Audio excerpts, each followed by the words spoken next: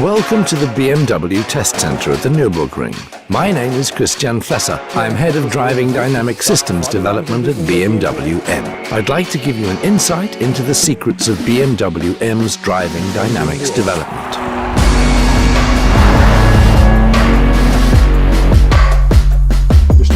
This is the new BMW M3, a pre-production vehicle. This means that we're already close to series production within the various vehicle development phases. We're at the Nürburgring to coordinate the fine-tuning of its driving dynamics control systems. The new M3 will be available in two drive options: rear-wheel standard drive and our new MX drive, all-wheel drive. Here at the Nürburgring, we drive many laps on the Nordschleife, but we also take the cars out on country routes, motorways and roads with bad surfaces. We want to find the best possible balance between racetrack performance and customer suitability, customer benefit, customer performance. I'd like to introduce you to Peter, who's responsible for the driving dynamics development of the new BMW M3 and M4. He's going to take you on a country drive in the new M3. Here we go. We're on the damper tuning route now. We drive this route about 7 times a day before heading back to the workshop. There the dampers will be changed for new ones. The new dampers are equipped with various components that help create the specific effect we're looking for.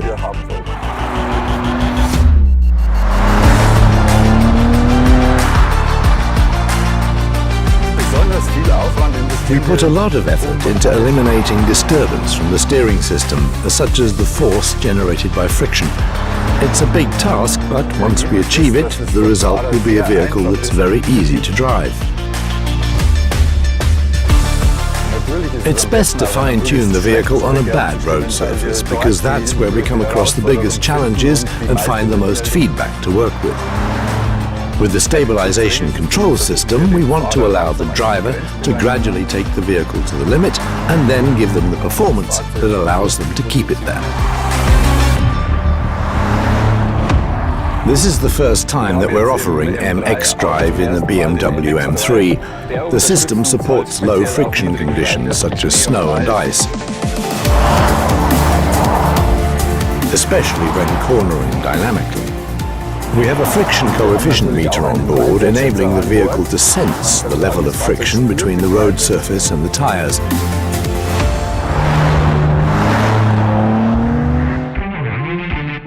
Here we go. 1 lap around the Nordschleife. The disappointing thing about this lap is that I'm only the passenger, but luckily Peter is a great driver. Now it's on to the first exciting section, braking at Hatzenbach. This is very challenging for the ABS. Here we check to make sure that the wheels don't stop at the slip value and that the car brakes well.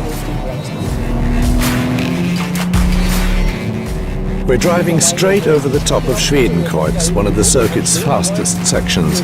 Here it's important that the car has good aerodynamic balance, so that when you're driving like this, the rear remains stable and tight to the road and we don't lose any wheel load. Now we turn into Fuchsröhre. Fuchsröhre is a very narrow section if you take the ideal line. Here we need a very controlled body. There's still the potential for improvement right now. The car is still very pressure heavy. Now we're driving out of the corner with slight oversteer. There's roadworks here. Of course we're driving within the speed limit. So, roadworks over, on we go.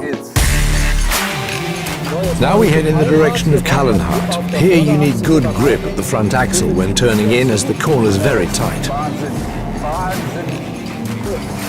Turning in's a real pleasure.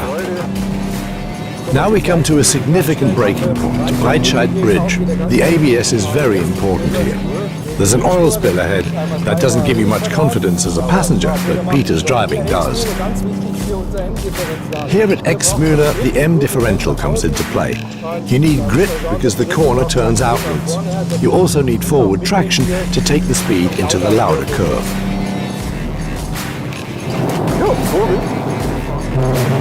It's fascinating to feel the car travelling so smoothly over the curbs.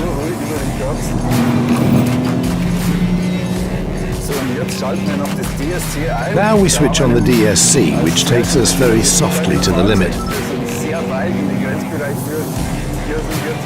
The DSC is fully activated and we have no problems driving at full racetrack speed.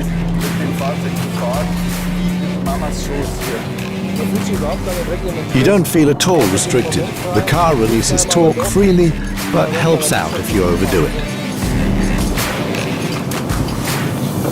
One lap on the Nürburgring Nordschleife in the new BMW M3 is so fast. It's a cool car, absolutely thrilling. For me, the M3 is at its best in every situation. As developers, we have best in segment goals, and the M3 masters them all with confidence. That's best in class.